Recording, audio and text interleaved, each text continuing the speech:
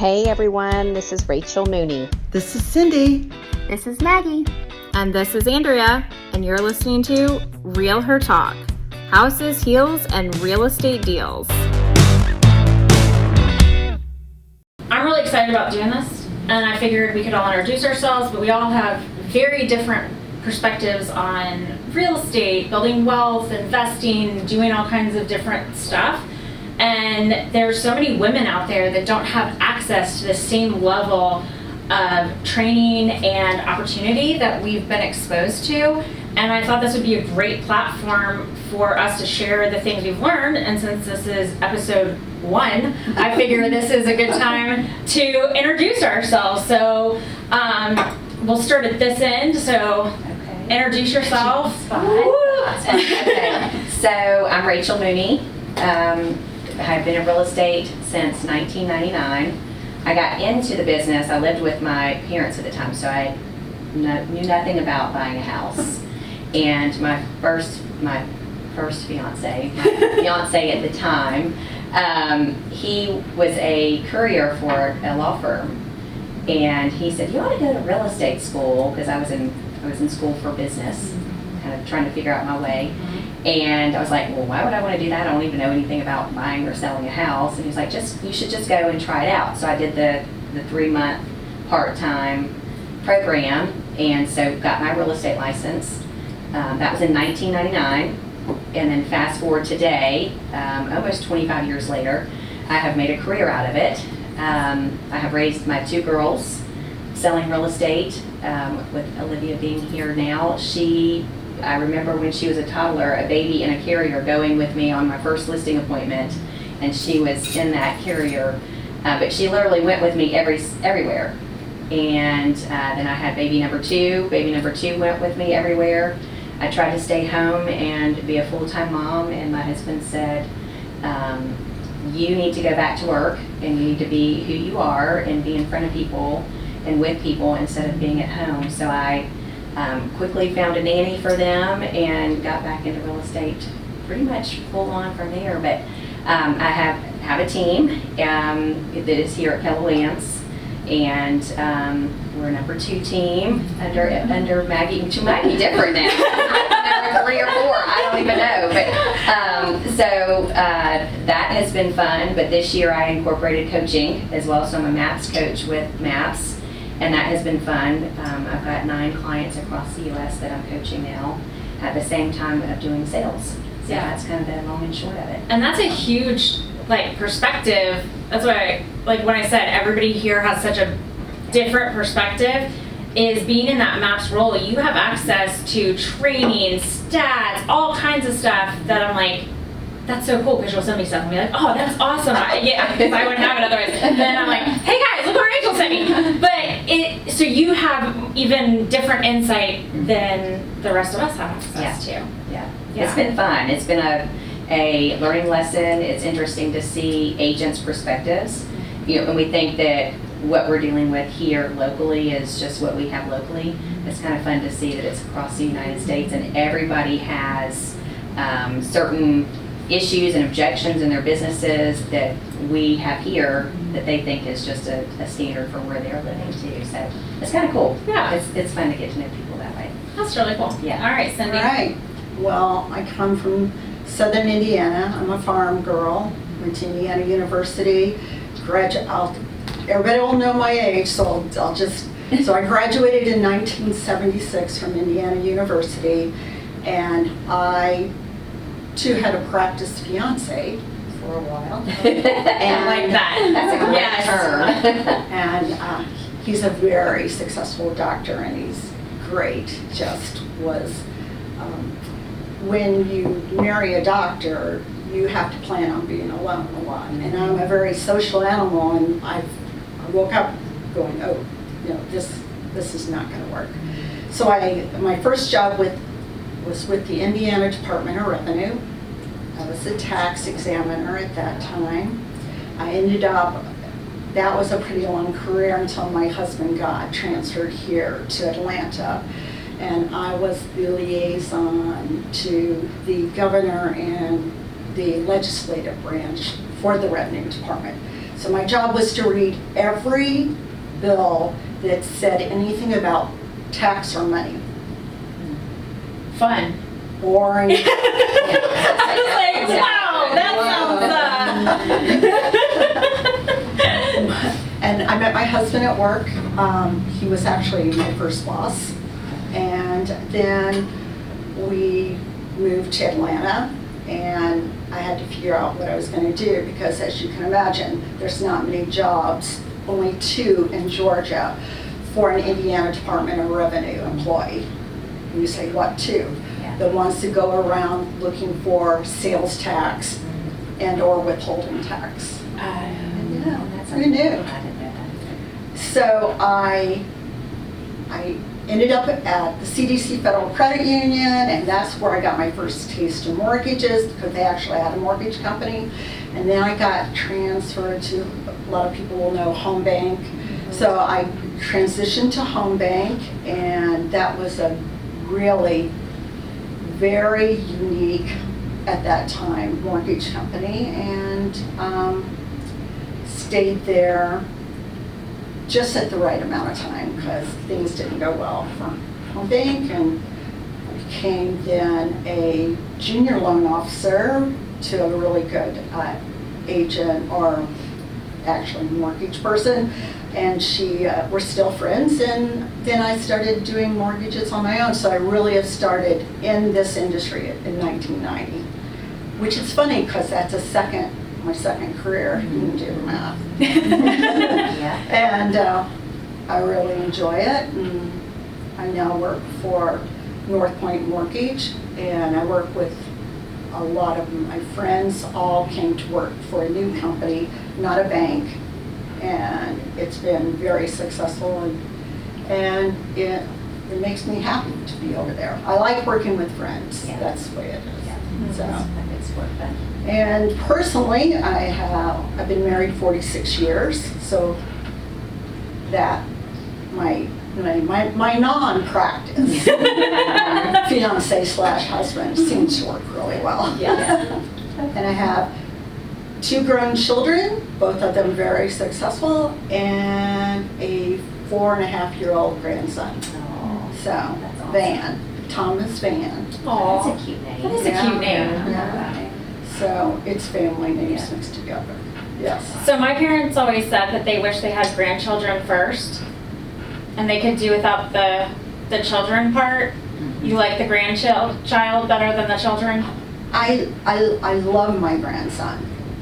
I like my children. Yeah. I love my Uh-huh. grandson. See? But I have found, because I was raised in a farming community with really strict rules and love of animals and hard work, that's what I was taught. It was great being raised on a farm. I do wish the parents of my grandson would not be quite so eager to just give him anything he wants. Oh, yeah. I will tell you a story and then I will move on. So my grandson just graduated from preschool, and he got an award for math, and everybody else got awards for being pretty or funny or nice or whatever. So he got a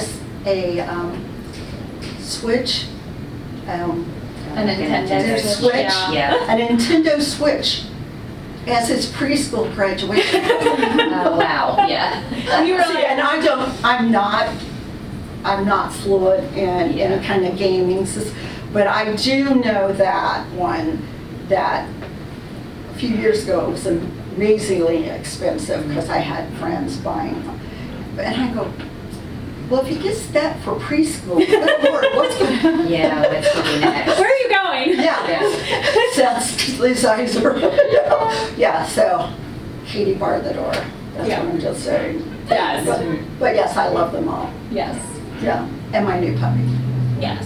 I have a new puppy. Winston. Winston Oh, is a French bulldog. Oh, He's 6 cute. months Oh, old. wait, have I seen him? Mhm. Little white. Yes. So cute. Summers. Yes. Dog's brother. Yeah. Yes. So Yeah. cute. I know. Yes, he's Yeah. adorable. He is. I'm gonna keep him. That's fair. Everybody else, okay. Yeah. Yes. So I'm Andrea. I always jokingly but seriously say I've been doing this my whole life. I don't know how to do anything else. This is it.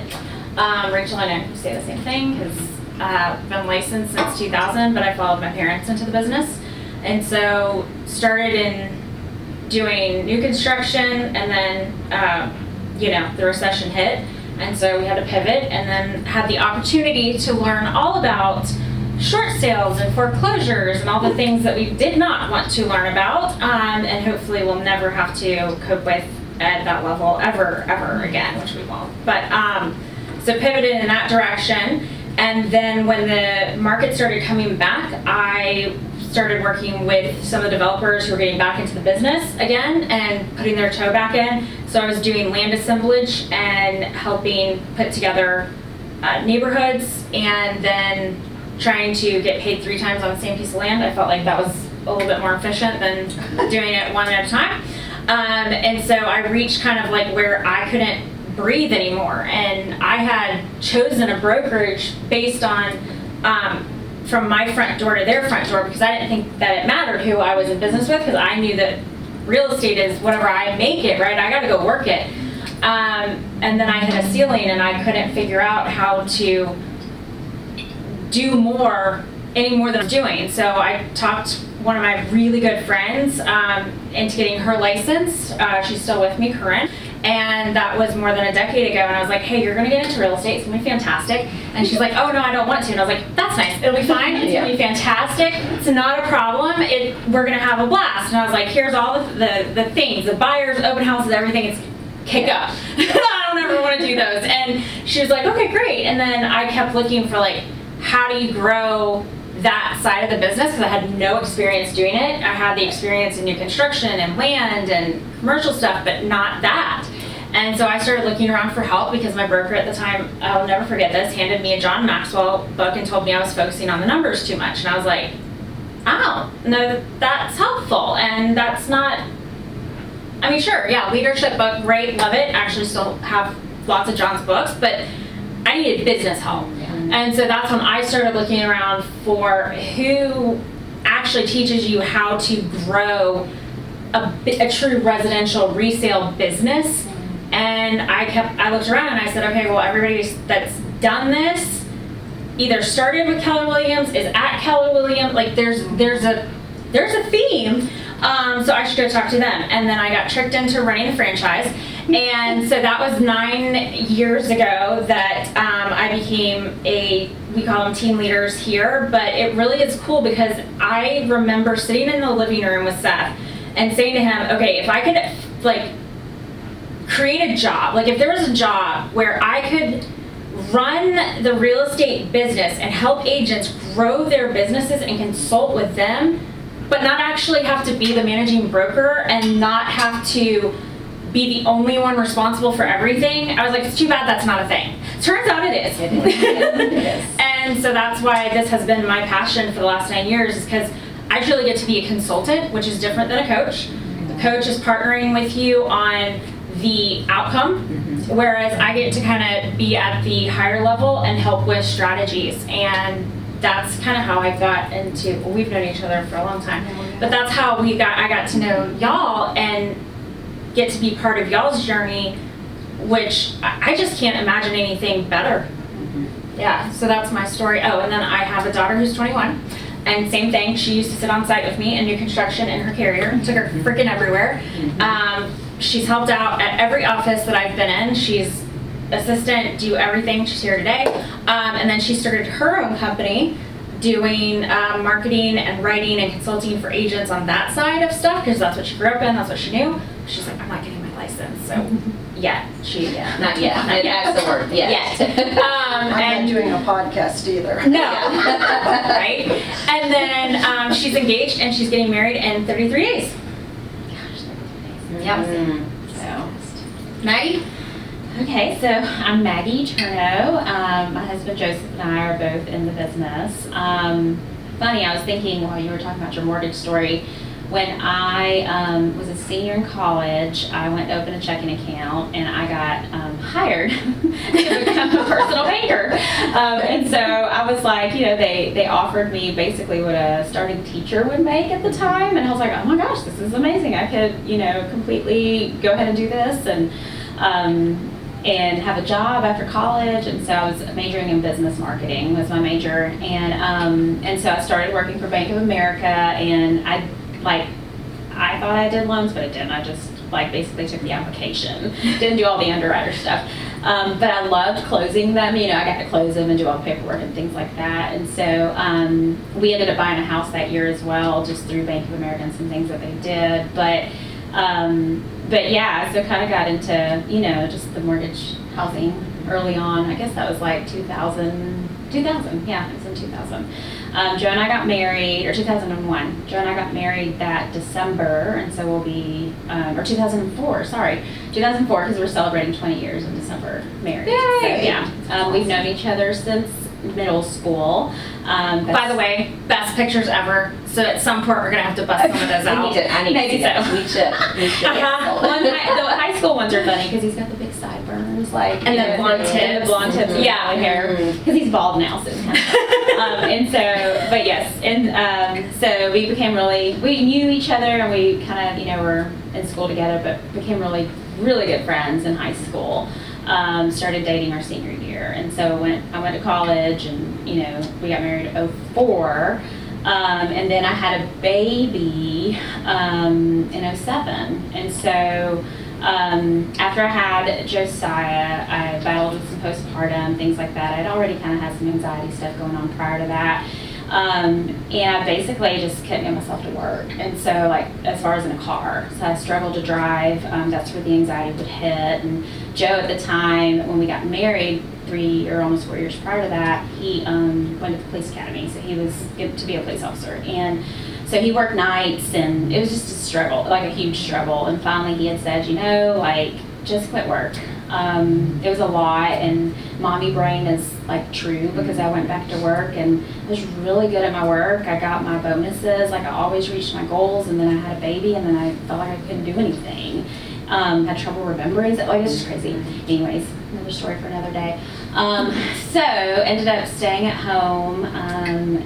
Then Joe just, with the police salary, you can't really, it's hard to survive. And so he worked tons of jobs just to keep me at home with kids. And one of those was a locksmith business that his dad ran. It was a family business. And so he would work with his dad and do some part-time jobs through the police department. And so that's kind of how he lived for a couple of years until his dad passed away. His dad passed away, I think it was in 09 or 010. 09 or 10, 2010. And after he passed, Joe decided kind of several months after that he wanted to keep the business or do something with the business. And so he started his own locksmith business. He's like, I think I want to do that. And it got to the point where he couldn't do both. He couldn't police and do the locksmith business. And so I went back to work to get insurance. Turned into a long story. Anyways, so he did that. I got pregnant and on bed rest. With baby number 3, surprise, and daycare was very expensive. So after I had Mackenzie, we decided to bring me back home and completely trust that the locksmith business would provide, and thank God it did. And so he got to the point where he was basically just answering calls, and he had service guys, my brother at one point, one of our really good friends was running the service calls, and he just kind of managed it. And so he was bored, we were spending a lot of time together, and he's like, I gotta do something else. And so he had always kind of wanted to go to, he wanted to be an attorney, always wanted to go into law. And we looked at that, but having babies and going into law school, I was like, we can't do that. So next thing was I've always wanted to do real estate, why don't I get my license? It can just be something that we do, 1 or 2 closings a month would be great for us. We can go on vacation, all of that. So we're like, all right, well, let's do it. And so got his license and quickly realized he was really good at it. And so he, his 1 to 2 closings a month ended up being a lot more. And so that was almost 10 years ago. And so he joined a team, and then after that, the team was in Gainesville. We lived in Jefferson, so it's a 35, 40-minute drive. And so that's when he met Andrea when he moved to Brazelton because it was closer to our house, and went off on his own. And first year as a single agent, got the Southeast Region Rookie of the Year award. And so I was like, man, this is something that like could potentially be big. And so he went to his first family reunion then and heard Gary Keller say you can be anywhere you want to be in 5 years. And he came home and told me that, and I was like, whatever, 5 years. But I've experienced that, and I was a little slower to get into real estate. He wanted me to get into it immediately, but I wanted to do my own thing. Him and Andrea tried to call me in, but I just wanted to make my own path. I always wanted to climb the career ladder, just corporate ladder. I saw myself in a big sky rise, like when I was a little girl. Like, I want to be in banking, and I want to work in Atlanta. No, I don't. That's what you say. And that's what I thought. I want to wear suits and stiletto heels and be all, chic and stuff. But I ended up staying at home with my kids, which was great, and just helping him kind of with some marketing stuff, like flyers and stuff there, kind of dipping my toe. And finally in 2018-19, he was building a team, but he couldn't do it. Like, it was hard by himself, plus it's hard, because he was still selling. And so finally, 2000, literally sit in my office and be like, well, when Mackie will just hurry up and get in the business, we will just be fine. I finally listened in 2000, I think 18 or 19, we owned a CrossFit gym, and I used to coach there, and I loved it. I've always loved coaching, which, I ended up doing my degree in psychology because I wanted to be a counselor of some sort. Which is funny because now that I coach agents, it's kind of like being a counselor. But so got into the business, I guess full time, like 19, and then got my license 2020, and have been in it ever since. And so pretty cool. It's taken me a while to take ownership of it, because for a long time I said it's Joe's business. And he's great. He fully supports me, and he's like, no, it's our business. Like, we're thinking about it as my business. But I thought, because I didn't have the track record that he had with selling, and like you guys, I didn't sell coming in. Like, my path was completely different. I went straight into leadership, and I didn't want to be the wife that took over. And I felt like I had to prove myself. And so it took a while, and a lot of turnover and things like that at the beginning, but got a MAPS coach, and which helped tremendously and has helped continuously just throughout our journey. And so now I'm CEO of both of our teams. We have a team here at Swanee, and then a team in Athens at the Athens Market Center. And so I run both of those. As Joe's still selling some, he's mostly out of production now, but I'm just focusing on our investment side of the company, just because with real estate, it brought investing and all of those things in. So, you say that, but I do want to circle back to that, because if I had known what I know now when I was 18 and got my real estate license, Rachel, where would you be? Oh, totally different place. Yeah, my whole Totally life different. would be different. Yeah. I know you look at us and go, well, yeah, but with your tenure, but yeah, you guys were at the right places to get an education that we wish we would have had so much sooner. Yeah. And so we're all kind of in the same place, with education wise, because you were getting it, Rachel was at KW, but I don't know, 9 years of being here, and some of you've been around a lot of real estate brokerages. I'm this is the equivalent of getting a master's degree in real estate, and there is no equivalent to it. I would agree. I've never seen anything like what's available and how much support. You go to a lot of brokers, and it's almost competitive with each other instead of everybody looking here. And Andrea and I have been some brokers where it's tough. Fascinating. It's fascinating. It's definitely a different culture. It's really interesting though, because I went to Indiana University and I wanted to go to the School of Business. So I walked in and applied for the School of Business, and there's only a couple of things I know I can't do well. And in 1972, if you were a female, you were required to take typing and shorthand to get a business degree, and men were not. Oh, jeez.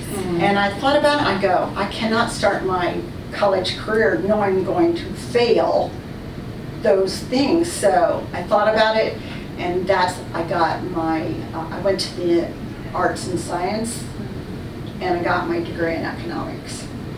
And then 2 years later, the federal government came in and said, you cannot do this anymore. By that time, I was going to be a junior, and I didn't need the school of business then. Yeah. But I mean, you guys, it's such a different lens that I see everything, and how I'm so excited about what you've done.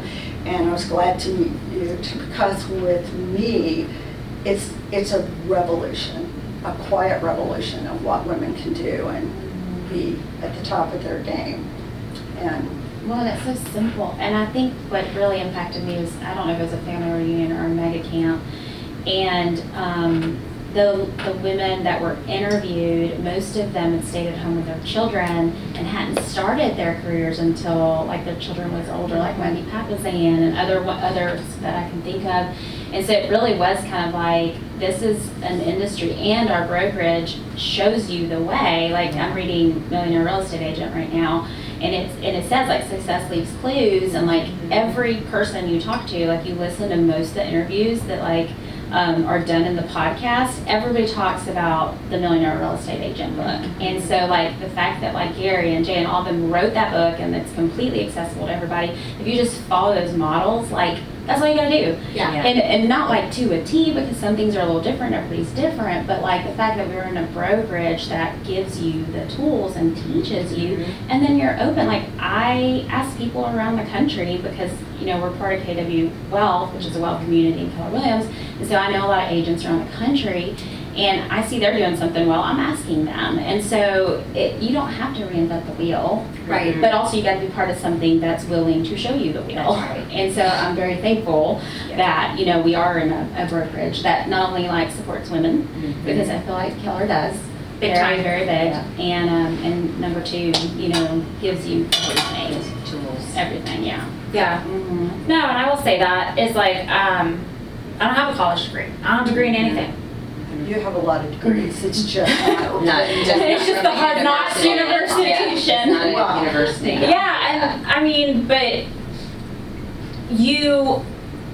as long as you're learning based, I'm very passionate about having skills. I do not believe that you can not have a skill set, but I don't think that a piece of paper is going to define whether or not you're going to be successful or not. Yeah, I agree. It's how are you going to show up, how learning based, and like the minute you think you have things figured out, no you don't. And if you have an ego, it will cost you every time. Yeah. Yeah. And so just keep your ego out of the way, lean in and learn, and be willing and open to learn things all the time. Yeah. And that's why I think this group, you know, and I was like, I want to do this because I saw somebody else doing this. I was like, there's so much to bring to the table. And then I was like, who is super learning based and is always looking to improve themselves? And I will say, Cindy, you're still in a very male dominated industry. I am. Yeah. Yes. Yeah. Yes, ma'am. There's not exactly like, and we're fortunate to have you because I'm like, I think like maybe 2 other female loan officers. Yeah. Yeah. Yeah. They don't last very long. You have to have, I mean, I've been lucky too. And I have friends like Blue and Kevin that I've known forever. And so I've had that friendship that kind of helped pull me along. But it is hard. It is hard. Yeah. And there are 3 or 4 really amazing female loan officers, and I respect them. A couple work with us, but then a couple have really made successful careers with even banks. So, and with Supreme, I have a lot of friends with Supreme. So,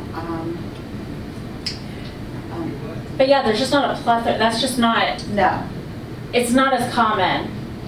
it is not. Yeah. And so you had to, like, I mean, you're talking about in college, like that, but you plowed your own way through an entire ecosystem that is set up for you to succeed. Right. And it is about relationships and who you affiliated yourself with, but Come on, Cindy, you got a whole lot of grit in there. Yeah. You just have to learn to pivot.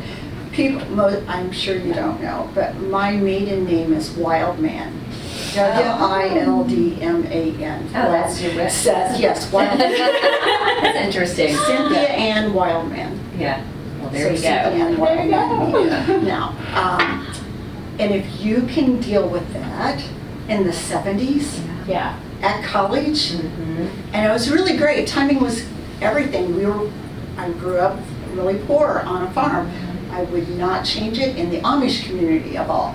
Do I look like I'm anybody that's been exposed to the Amish community? I love makeup. I love jewelry. But, that which I truly believe, if it doesn't break you, it's going to make you stronger. And it was, I think that's still happening today in my careers. Yeah. Yeah. Yeah. But I tell everybody, I just turned 70. And so now I kind of get to coast a little bit because every day I can wake up and go, do I feel like doing this again, or am I moving to Florida? Yeah. Where all other 70-year-old women Wanna go. go. Well, and that's kind of the cool thing too, is each of us are in a little bit different phase of life. Because your daughters are how old? 22 and 20. And we have one in the room. I know that they can't see, but my husband is the one reporting behind the scenes. And then your daughter's here and she's got her license, and so she's following your footsteps in. And then I have a 40-year-old and a 43-year-old. My son is the father of my grandbaby. yep. And my daughter Emily is now the CEO of her company. So, yeah. She can sing every verse of Helen Reddy's High and Woman Here. Awesome. It is. She does a lot of that too. And yes, Yeah. And she's a very powerful, my husband's 6'5". And so my daughter is very tall, Yeah. very blonde, very, very, very determined. Yeah. like a mama. Yeah. She puts me to shame, but that's all right. I'm going to bask in the glow of her successes too. Yeah. And then I've got a 21-year-old because I had Alyssa when I was 20. And so yeah, everybody can do the math on that one. Yeah. And then you've got 3, but Yeah. in very So 3 teenagers. I've got a 13-year-old going into 8th grade, a girl, almost 16, rising junior, and 17, rising senior. yeah. So you're still doing the taxi service. So busy and expensive. So yeah. That's so true. Yes, I got a competitive golfer, a cheerleader, and a soccer player that does travel ball. So, So it's not hectic at all for you. not at all. Yeah. And then the only thing is like with that, I wanted to, with our first episode, is like each of us come with this a different perspective of like what our goals are, like what we're each working on. And so sharing that, because it impacts our future financially, like retirement, like no matter what we're doing, the legacy that we're all leaving. So what is your goals right now? What are you working towards? That's a good question. So I still keeping the team, so still doing listings and working with buyers, eventually passing it off to Olivia.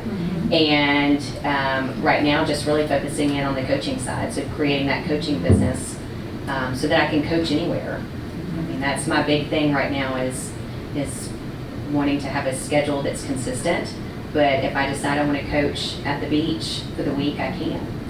And so that's really where I'm focused right now is just starting that side of the business and letting it go and flourish at the same time of passing off real estate to her. So. Well, I'm a little different in, just because of economic times, where I thought I'd had everything wrapped up for retirement. 2 things. One, I've decided I cannot sit home with my husband every day. Yeah. I live not in an over 55 community, but the lawn's paid for. It's a new subdivision, and a lot of older people have moved in there. And after sitting and watching that, or not sitting, going to work and watching the dynamics there, and they're worrying about who didn't cut the shrubs and stuff. Yes. And I'm going, oh no. this is not me. And I would probably take hostages with all those people complaining. You know, I just want to tell them, go volunteer. Right, do something. Really, More constructive. there are so, Yes. so Yeah. I mean, yes. So I don't know that I'm going to be able to do that, but we do want to travel, and we haven't traveled just because of what I do for a living. I too can work from almost anywhere, but it's still work. So we're trying to figure out a plan, and I think our first trip is going to be, other than the fact that we adore Amelia Island and that's our getaway, so don't come looking for me there. Okay, I won't, I promise. But I think we're going to go to Portugal. Oh, yes. Yeah, that'll be nice. Yeah, so. What about you? So me personally is, I love when everybody asks me this question because everybody's like, well, what are you going to do next? Yeah. No, honestly, Seth has been working on investing side. My passion is Keller Williams South Forsyth, and that consulting side, it's almost like the coaching side, and making sure, like, building that up to a point. Seth and I would eventually like to have a second home in Italy, that we could spend at least a month a year there, but that I have the infrastructure here to make that possible.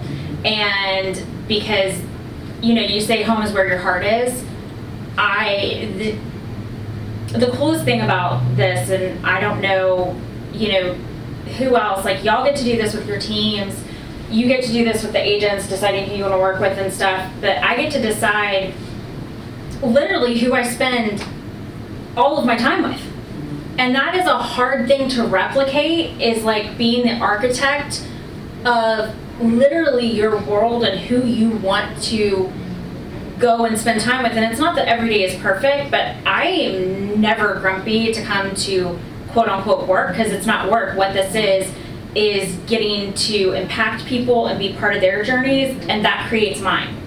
And then that hits my goals with my family and what we want to do. Yeah. But we're Disney fanatics, so if you know what Club 33 is, that's on the bucket list as well.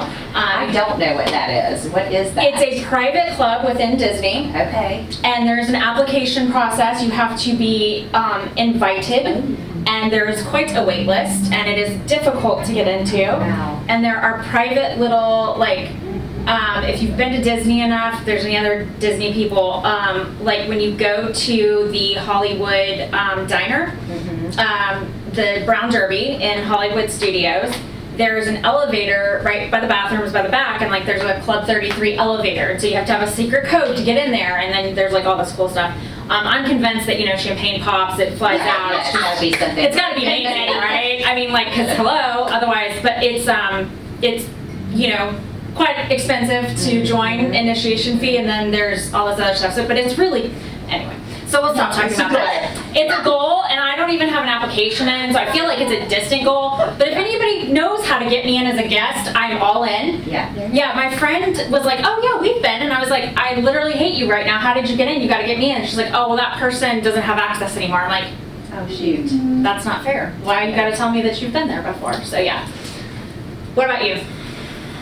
I've learned in life that that goals can change, and to accept the fact that goals are different in every season of life. And I know there's a lot of people that don't like change, or that view change as instability, or, you know, if you know Joe and I, we've moved a lot, we've flipped homes, like, so change is just part of our lives, and I've learned to kind of embrace it. I don't love it as much the older I get, because I do like, you know, my things and my routine most of all. Ultimate goals, we would love to live in Hilton Head. We love the island. It feels like home. Joseph and JoJo were actually just there the other day on their father-son golf trip, playing golf, and even Josiah, he talks about how that feels like home to him, because he's been there. Josiah is JoJo for JoJo, all. Yeah, sorry, yes, Josiah, JoJo, my son. Yeah. I was like, you're using those interchangeably. Yes. Sorry. And so he, and so ultimately a home there. and then either splitting our time at the beginning and then eventually. But I think it'll all also change depending on my kids and where they land and things like that. So very, subjective. But as far as goals, like we want to be at a point in life where we get to wake up and say what we, like if we want to do this or not, if we want to have the passive income to support our lifestyle, at least within the next 10 years. And so we've done a lot to really fast forward that, like selling our farm and things like that, just to do that. And so we're hard money lending, we're doing owner financing, we're flipping homes and other things. And so Joe's really focused on growing that side of the business right now. So that's a big goal, is to grow that side of the business. We have a partner in that, and so him and Joe have always just kind of ran it on their own. And so we want to have an actual team that also runs that, because you partner with people to go where you want to get to faster. That's what we've learned.